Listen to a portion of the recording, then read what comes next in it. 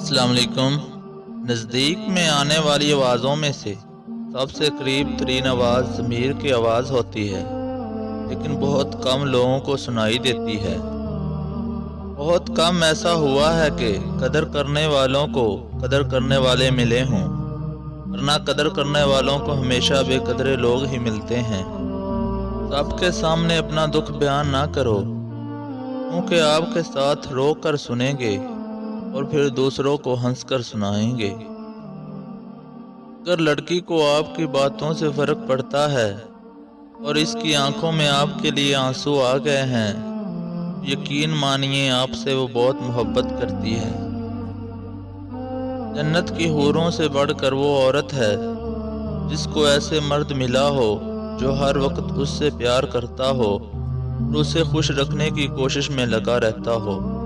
اللہ جب کسی انسان کو اپنی طرف لانا چاہتا ہے تو اسے کسی کے ہاتھوں سے توڑتا ہے، تاکہ اسے احساس ہو جائے کہ اللہ کی محبت کے علاوہ سب محبتیں فنا ہیں۔ کسی رشتے کو کتنا ہی محبت سے باندھا جائے، اگر عزت و لحاظ سے چلا جائے تو محبت بھی چلی جاتی ہے۔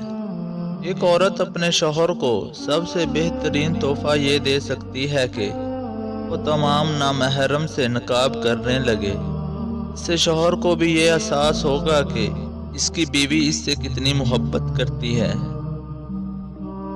اور مرد کے اندر یہ آرزو ہوتی ہے کہ وہ عورت کو اس کی پٹڑی سے اتارے اور اپنے راستے پر لے کر چلے۔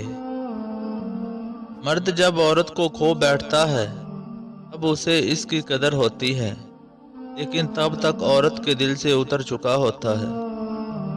ایک دن تم پیچھے مڑ کر دیکھو گے کہ جن چیزوں کے لیے تم فکر مند تھے وہ تو بہت چھوٹی تھی اور تم نے بڑا سمجھتے تھے۔